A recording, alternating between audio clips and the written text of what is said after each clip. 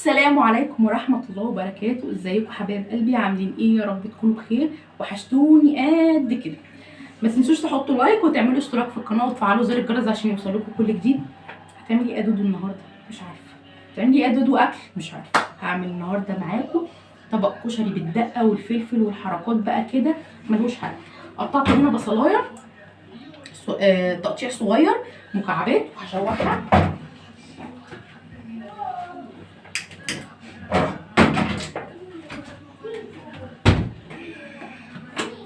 هحط عليها ايه شويه من الزيت كده تتشوح،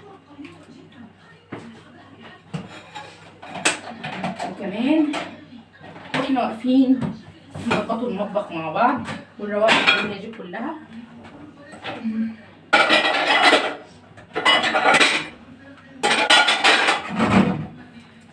تعملي ايه يا دودو؟ نغسل كمان الرز والعدس، نغسل كمان الرز والعدس. فين البت اهي.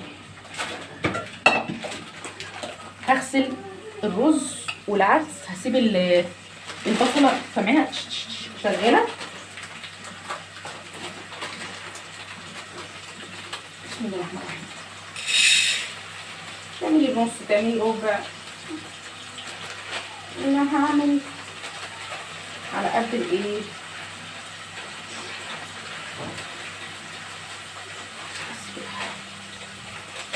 ماشي. وموقعين العدس،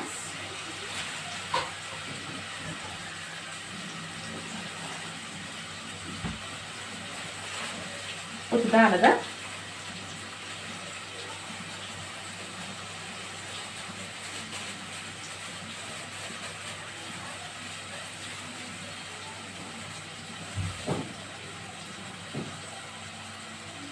نقي بقى حضرتك في حاجه كده ولا كده كده تتشال. غسله الايه، غسلاهم اديهم شطه كده حلوه واموره.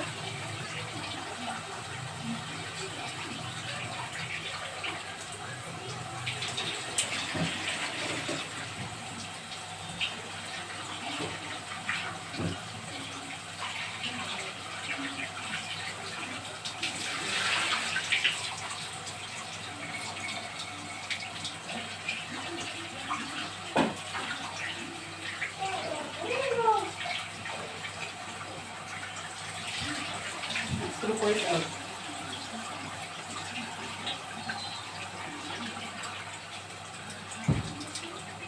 دي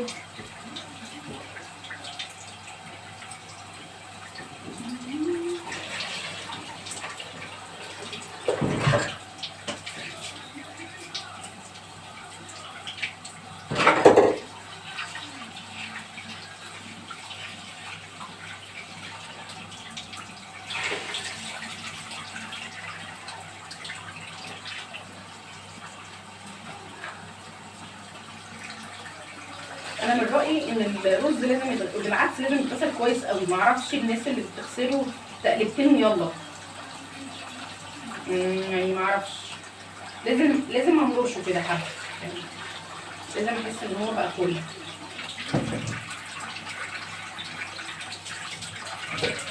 طيب هنا بقى البصله خلاص، احنا مش عايزينها تاخد لون، احنا يا دوبك عايزينها اللون زي اللون البامبي بالظبط، عايزينها اللون البامبي بالظبط. اوكي. هنديها هنديها كوبايه ميه على حسب الرز. عامله كيلو رز هتحطي 4 كوبايات ميه، عامله نص كيلو هتحطي كوبايتين. العدس مقداره ما بيتحسبش عيار خالص، لان لو حسبتي العدس عيار هيعجن. فالعدس ما بيتحطلوش ايه يعني ميه. انت معيار الرز بالظبط هو معيار الايه العدس. هحط هنا، انا بحط بالورق يعني مش هضحك عليك، انا بحط تقريبا لان خلاص ايدي اتعودت على ايه، على الرز. تمام. هنا بقى ايه في الفتره دي هحط ايه يا بنتي يا دودو؟ استنى هوريكم. انا عندي هنا المطبخ مكركب لان انا عامله امبارح مش حلوه. ايه هي اللي عامله مش حلوه؟ فكيت كل الحاجات بتاعت البهارات وحطيتها. مش عاجبني المطبخ خالص. لو حد عنده فكره في المطبخ ان انا اعملها حلوه تغير من الجو بتاع المطبخ، يكتب لي في كومنت كده ويقول لي. احط ايه؟ معلقه كمون محترمه، وكمان هحط مرقه.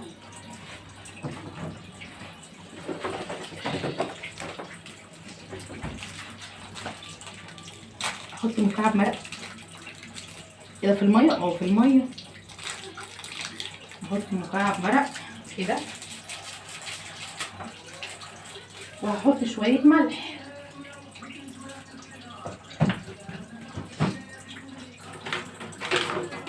واسيب البصله تستوي على راحتها.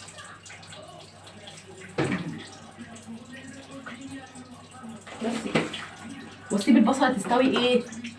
تستوي على راحتها. اخلي البصله تستوي على راحتها خالص، والميه تتلغلغ كده في الايه؟ تغلغل ايه تاني؟ ايه اللي انا بقوله؟ ماشي. وهنا بقى هنعمل ايه يا بنتي يا دودو؟ عايزه بقى 4 طماطمات حلوين فاتحين كده. ماشي. هنعملوا بهم ايه؟ هنعملوا بهم حلو، هنعملوا بهم طبق سلطه تحفه.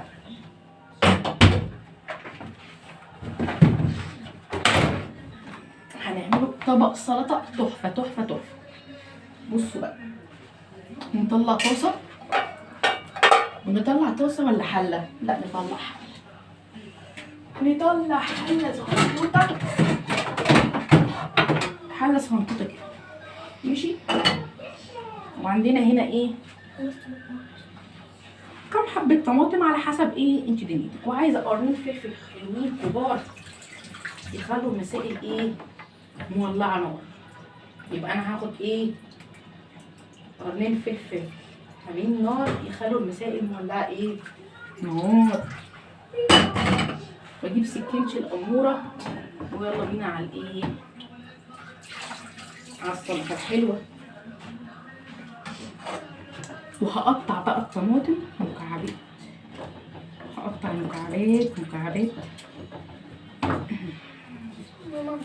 طماطم مكعبات. اغسلهم يا مريم. هقطع بقى مكعبات حلوه كده صغنطوطه خالص. كانت امي تعملها لنا ونخش بقى نقعد، وساعات كنا نعمل جنبها سمك مشوي. احنا دايما الكشري نعمله جنب سمك مشوي، بس النهارده نعمله قرداح. هيقول لنا لا؟ مش هيقول لنا لا. كل نعمه ربنا حلوه الحمد لله. كل حاجه احنا جميله. انتوا عارفين الحاجه بقت ايه؟ مولع. احنا بنحاول ان احنا ايه؟ كفايه مرة نحاول ان احنا نظبط ايه؟ ميزانيه البيت. لا احنا بقت ميزانيه البيت ايه؟ قويه، عايزه اللي يعينها. ربنا يعينها كلنا يا رب. لو وصلتوا لغايه هنا ما تنسوش تحطوا اللايك وتشجعوني تشجيعه حلوه منكم وتكتبوا لي كومنت يا سيدي. مش عارفه انا النهارده حاسه بهدوء كده ليه؟ ماما عايزه بطاطس دي؟ ايه؟ لا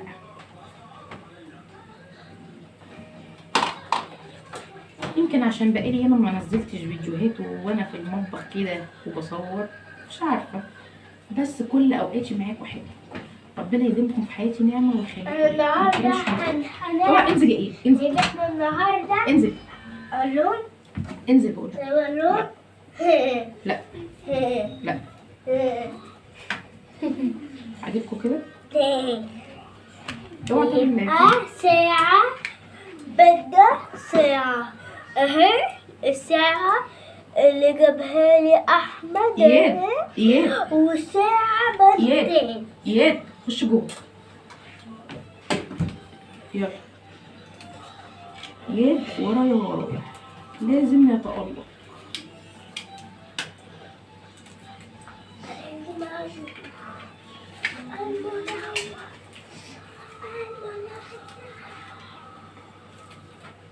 خشوا جوه يلا. ينفع يعني هما في كل حاجة يكونوا. انا ممكن فصين توم بعد اذنك؟ اذا تكرمتش علينا والله مش عارفة اقولك من غيرك احنا مش ضايعين يا مريم. من غيرك مش ضايعين. قصدك توم. ده كده برضه. حطينا ده القرن التاني. خليهم بصوا القرن مش عامل ازاي. هاكل اصلا كشري. هاتي يا ماما توم.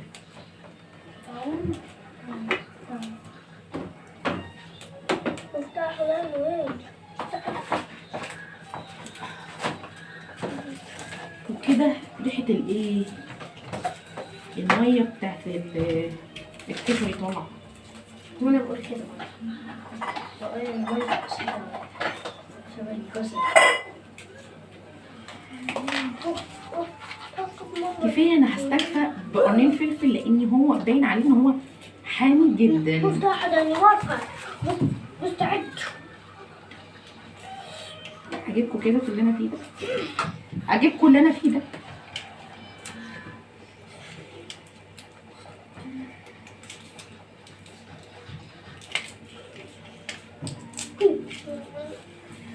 وبعدين بقى هنعمل ايه؟ هنغسل شويه المواعين دول كمان بالمره. يبقى احنا عملنا الاكل وعملنا الايه وعملنا المواعين. انزلي ايه؟ عملنا الاكل وعملنا المواعين. يبقى احنا خلصنا من المطبخ. ضربنا عصفورين بحجر. لا احنا ضربنا عصفورين بحجر. غسلنا المواعين وعملنا الايه الاكل. ما احبش اطلع من المطبخ واكون عامله اكل ومش غاسله المواعين. يا اختي انت وهي الواحد بياكل ومريح. استغلي وقفه حضرتك كنت واقفه في المطبخ كده. ايد هنا وايد هنا. ايد شغاله هنا وايد شغاله هنا. الغساله في المطبخ. ولعي الموتور. عيشي حياتك. مش لازم تعملي حاجه واحده يعني في نفس الوقت. كل شويه تعملي حاجه، لا كله مع بعضه بحيث ان انت لما تقعدي يبقى قاعده خلاص بقى. مفيش وراكي حاجه، مفيش حاجه هتعمليها خلاص. انت دخلتي المطبخ مره واحده فمفيش داعي للدخول.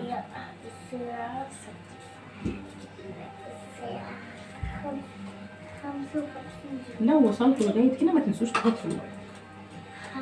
اوعوا تنسوا اللايك. زي واحده انا بحبها شخصيا تقول يا حبايبي يا حلوين اوعوا تنسوا اللايك. انا عارف انتوا بتحبون، انتوا كلكم حبايب قلب. متنسوش برضو اللايك. انا بحبها. طريقتها لذيذه. انا بقول لكم ما تنسوش اللايك. انا كده ايه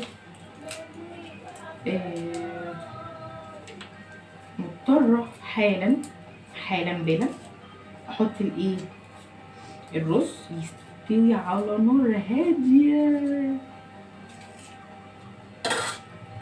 بس كده. اوكي. الطماطمايه اللي وقعت دي حرام يجوا تقع. بصوا بقى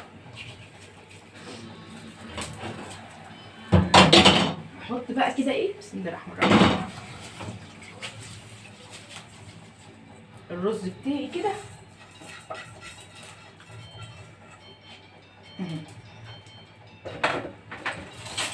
نقلبه تقليبه. بسم الله الرحمن الرحيم. ما شاء الله ما شاء الله. لا تشوفوا الريحه والجمال. يا سلام يا سلام يا سلام.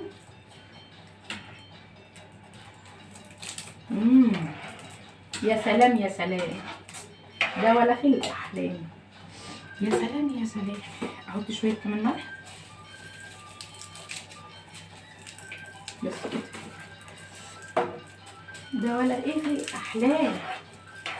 بس كده. ونسيبه ايه يتلغلغ برضو يتلغلغ يندمج مع بعضه. واول ما يغلي ويتشرب هنوطي عليه النار. اول ما ينزل ويتشرب هنوطي ايه علي النار. تعالي بقى يا بت يا دودو، لسه ما كملناش السلطه. السلطه يا ست البنات هتحط لها ايه؟ السلطه بتاعت بتاعت اسمها ايه؟ كشري. اسمها ايه؟ كشري. انشبت. الله الله علي الله.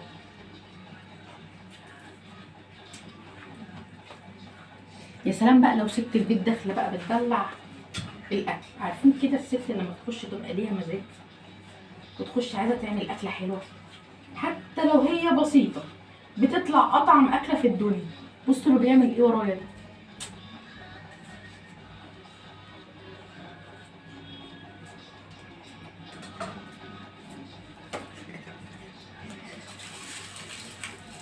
يعني حتى لو هي اكله بسيطه بتعمل ايه. السعد كله يا سعدك يا هناك بقى لو مراتك بقى ايه مبسوطه وهي داخله المطبخ هتاخد منها اكل ما حصلش. هتاكل منها اكل ما حصلش.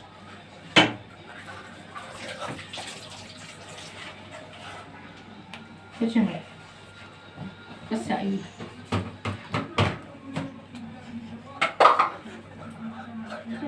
لا شكرا منك. وهنحط بقى فصين توم كبار. ايه ده؟ يعني احنا حطينا فلفل وحطينا طماطم وهنحط توم؟ ايوه كله ني في ني، كله ني في ني. هتطلع طبق سلطه بس ما تخافيش ده لسه هيتحط على النار مش ني يبقى انت كده تاكليه. لا انت لسه هتحطيه على النار يا حلوه. حلوه انت، حلوه انت وهي. هياخد تسبيكه على النار حلوه ومحترمه ويتحط له كمان لسه شويه شطه. واتفرجي بقى على الريحه. يا سلام يا سلام لما ريحته تطلع.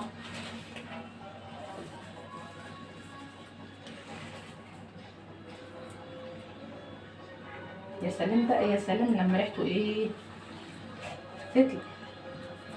والنبي ده محتاجه صوره، محتاجه صوره. طب بصوا بقى ايه رايكم؟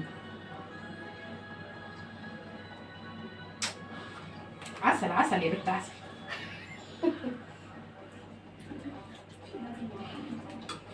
قمر يا ناس قمر يا ناس.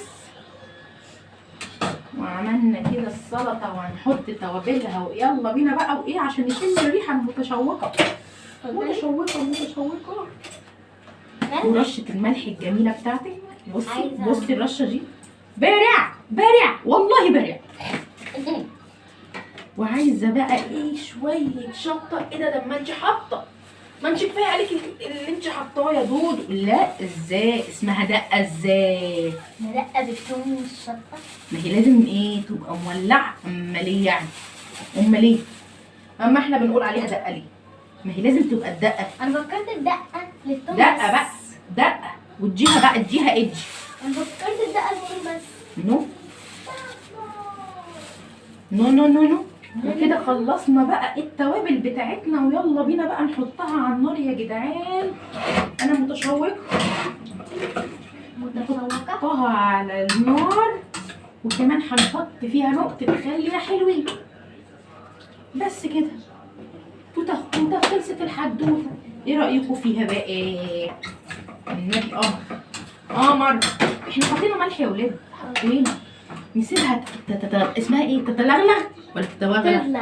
تتلغى ايه؟ المهم نسيبها على النار حبه حلوين ونيجي بقى نغسل المواعين ونتكلم ونلق زي الحبايب الحلوين. بصوا بقى ورشه النجاره اللي عندي دي علشان انا شلت الاستاند امبارح. الاستاند كان هنا وانا اتخنقت. هتقولوا لي من ايه؟ هقول لكم مش عارفه نفسي اغير جو في المطبخ شويه. لقيت نفسي مش عارفه اغير الجو بتاع المطبخ. لا حظي وحش بقى. انا مش عارفه اغير الجو خالص بتاع المطبخ. طب ايه الحل يا جماعه؟ برضو مش عارفه يعني ايه الحل. الحل قولوا لي حل. اريد حل مش عارفه اعمل ايه مش عارفه. فاضطريت ان انا اشيل كل الحاجات. سيبيها مكانها عشان لازم مش مشكله سيبيها مكانها شيلها. اضطريت ان انا اشيل الحاجات، زهقانه وطهقانه وحاسه ان انا لو غيرت جو في المطبخ هعمل ايه، يبقى مودي كويس. لقيت جوي مش كويس، اعمل ايه يا ولاد اعمل ايه؟ قلت والله انا شايله طقم البهارات كله. يلا يعني انت يا دنيا كده غيرتي حاجه؟ لا، ما هو انا لما اشيل طقم البهارات كله هبقى مجبوره ان انا اغير فيه، وانا هسيبه كده بس؟ لا، كده هبقى مجبوره ان انا ايه، افكر في المطبخ، اعمل له حاجه، اعمل محتاجه بدل ما هو كده. عرفني كل البهارات في حته، كل البهارات في حته، ينفع كده؟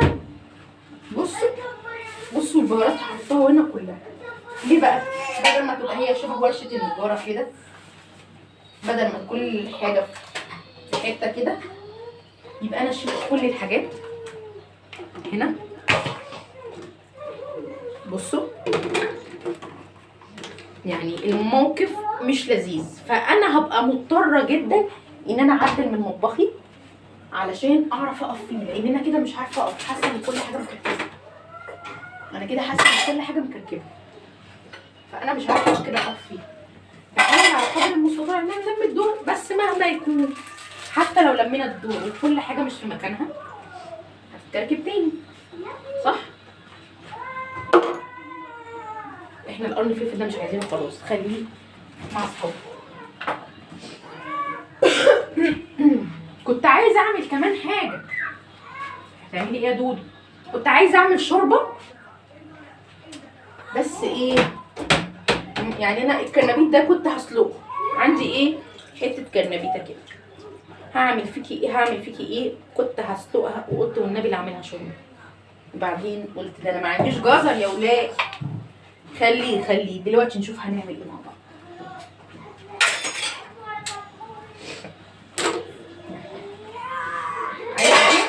اظبط كل الحاجات اللي هنا بحيث ان انا ابقى طلعت من المطبخ فله شمعه منوره، كل حاجه في المطبخ اتعملت، بالاكل اتعمل والدنيا زي الفل.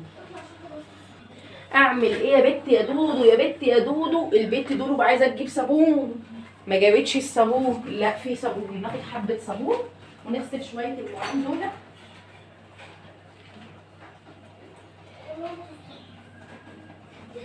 نغسل شويه المواعين دول بحيث ان احنا نخلص الايه، نخلص كل الحاجات اللي هنا علشان نطلع من المطبخ كلك شمعات امارات. يا سلام، سلم يا سلام.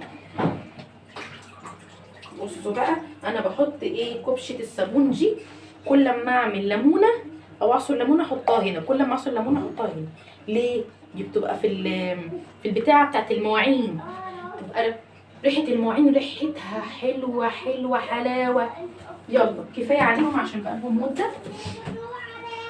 وايه، احط هنا شويه الصابون الحلوين. يلا نغسل بقى شويه المواعين دول، ومش اي حاجه خالص وسهلين. يلا بسم الله الرحمن الرحيم. توكل على الله. نغسل بقى المواعين كده يا ولاد، يا ولاد يا ولاد يا ولاد.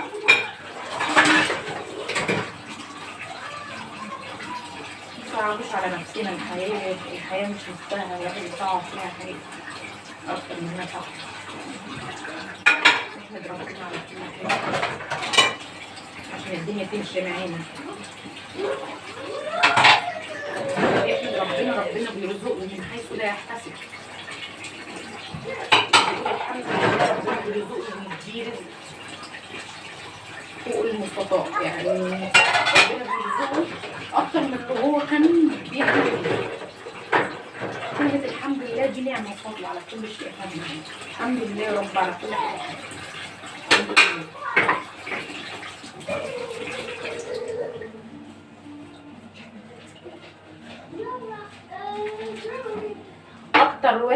اكتر حاجة الواحد بيحمد ربنا عليها نعمة الصحة. ماما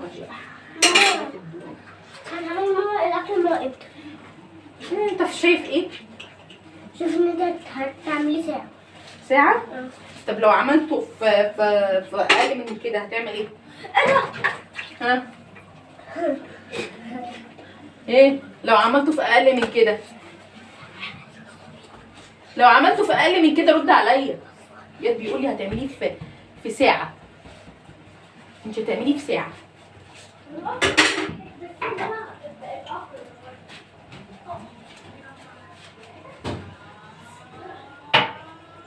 يعني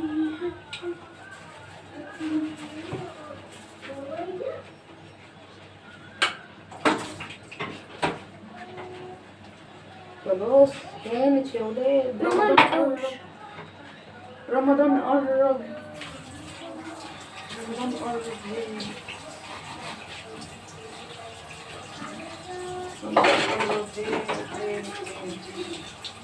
كل سنة وانتم طيبين. نقول عليكم الأيام بخير. يديكوا الصحة والعافية ويخليكم الولاد يا رب. يسترها على ولادنا ويهديهم علينا. تقولي دعوة حلوة بقى من عندك. طب نشوف الفيديو ده يبقى لي دعوة حلوة. ده طبعا اللي انتوا سامعينه ده ايه يعني؟ ايه محتاج ان هو نادي مسارعة، يعني عايز فاهمين ينطلق، مش اخد فرصته يا عيني في البيت الولا، يعني خلاص عايز يروح فين تاني مننا. يستحملنا الراجل بالعقل، مش بالعقل صحيح ولا حاجة. ربنا يهديهم ويصلح حالهم يا رب.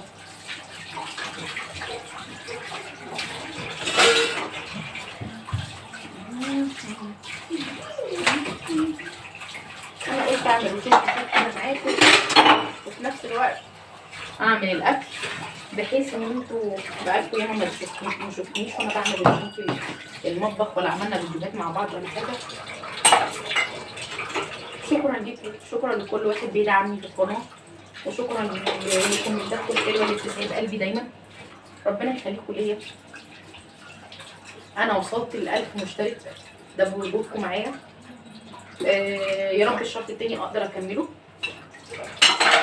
وبوجودكم ان شاء الله هكمله.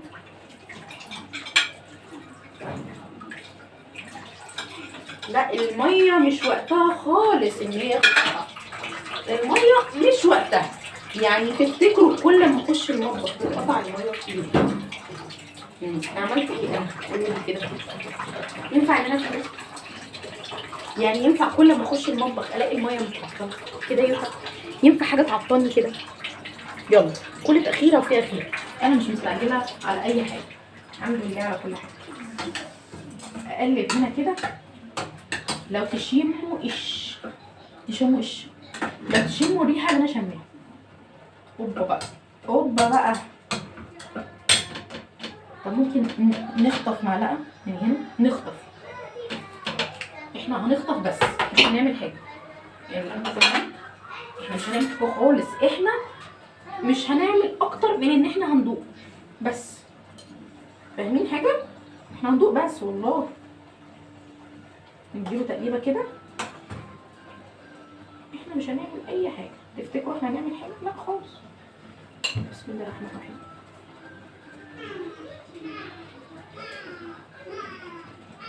بس كده. احنا بس ايه هنسويه في معدتنا. هو فضل حاجه بسيطه جدا. وناخده من دي كده. بسم الله الرحمن الرحيم. معلقه كفايه عشان دي مولعه نار طبعا. ونطفي عليها كده واقعد كده ايه يعني اندمج. عارفين اللي هو اندماج؟ عارفين اول معلقتين سخنين يطلعوا من الحله احساسهم عامل ازاي؟ قولوا لي كده.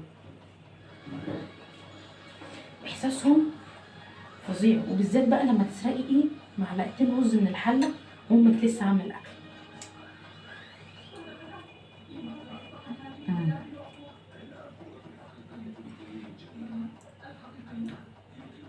جامده جدا.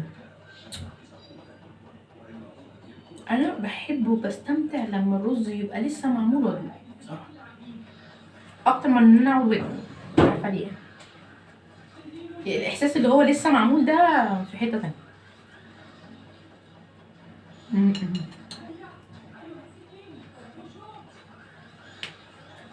بس حامي، يعني خلي بالكم ان الدقه دي بتتعمل حاميه. اللي عايز يعملها فلفل كوبي مفيش مشكله، لكن هي حلاوتها ان هي تتعمل حاميه كده وتاكلوا بقى.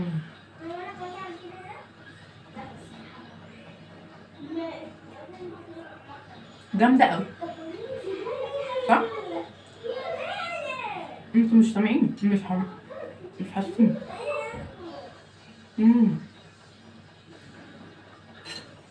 يعني احساس جميل. ولو الجو ساقع بقى وتاخدي طبق من ده يا اختي تحت البطانيه انت وهي.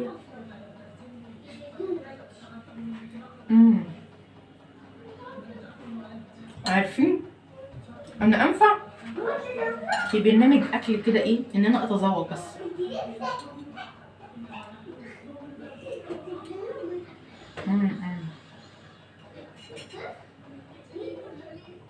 الله.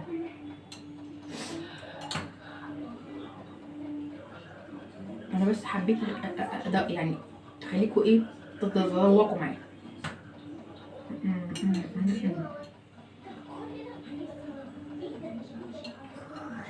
الله رأيي الله لما حاجه تعجب الله.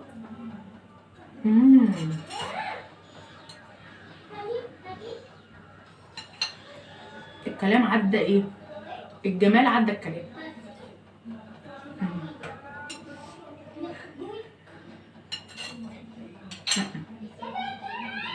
لا لا لا موضوع كبير، الموضوع كبير قوي.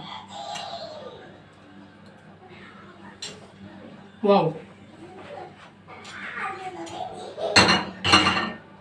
خليه بقى هو في ثانية، يعني هو مفيهوش الا سيكة اللي طفيت عليها. اكمل بقية غسل مواعين وبعدين نشوف هنعمل ايه تاني. كده بقى اشطب بقى دول. شوف المية ربنا يديها علينا يا رب.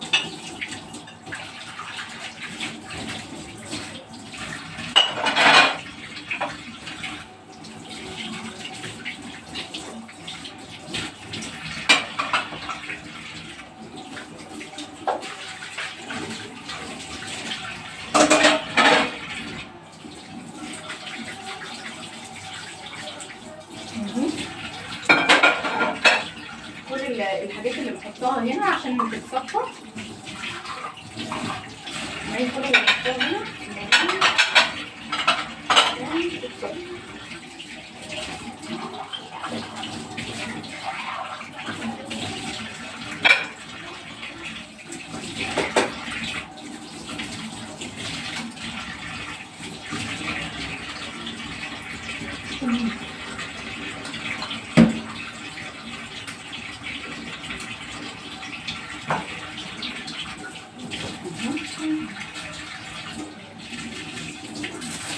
دي ملهاش لازمة ودي ملهاش لازمة.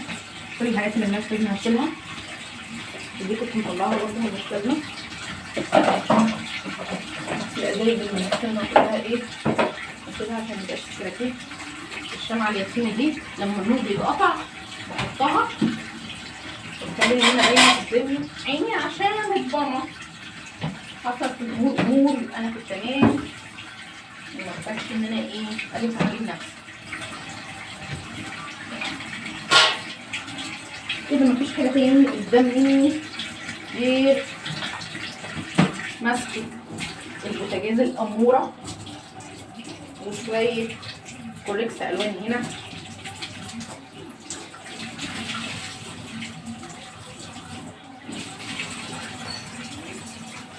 وخلاص على كده اكون ايه شطبت المطبخ.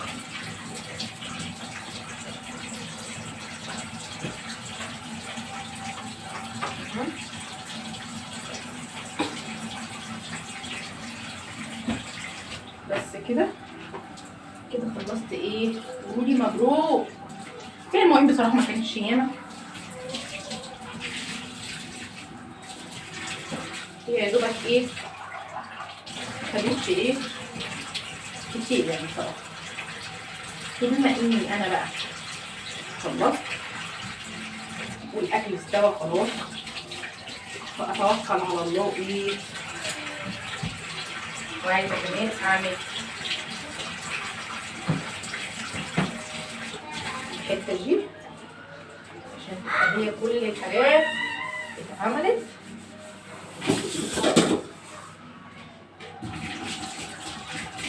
خلصت كل الايه التفاصيل بتاعت الايه المطبخ. طبيعي البوتاجاز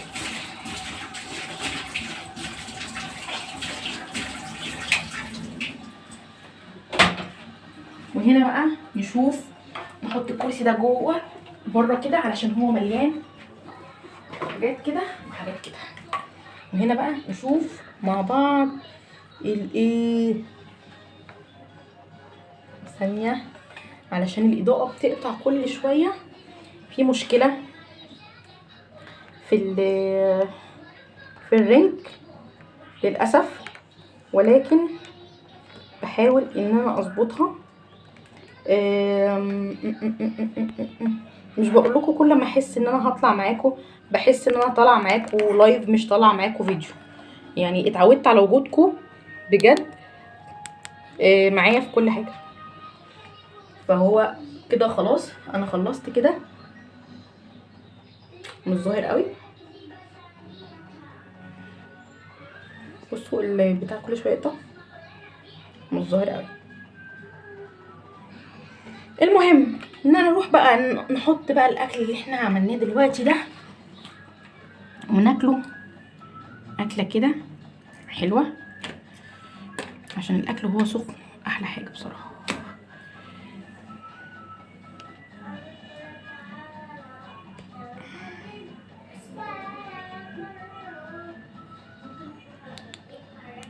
بس كده.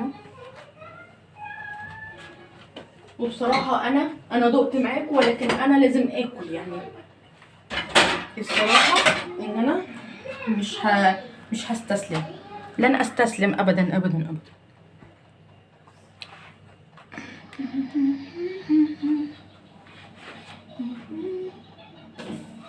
كده خلاص هو اتعمل تطفيق عليه، هو كان فاضل له حاجه بسيطه فانا قلت له كده واخد كده. وعايزه اقول لكم هتاكلوا احسن كشري.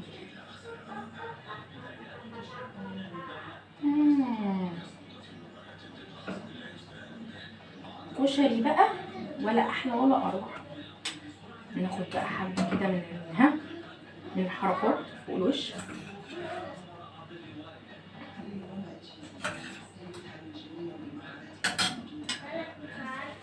النبي الطبق ده لو تقولي لي لحمه ولا تقولي لي فراخ، الطبق ده ليه معايير عندي مختلفه.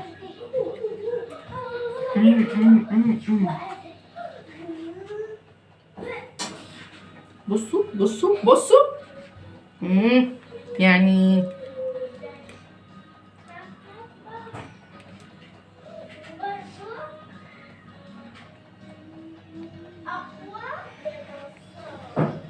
ايه رايكم؟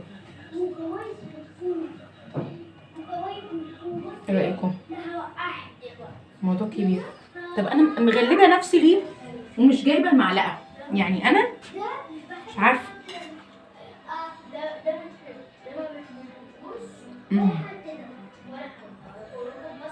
كده اكون خلصت معاكم، استنوا بس شويه.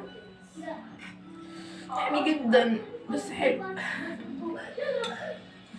يلا يلا يلا يلا يلا، بقوا بقوا بقوا.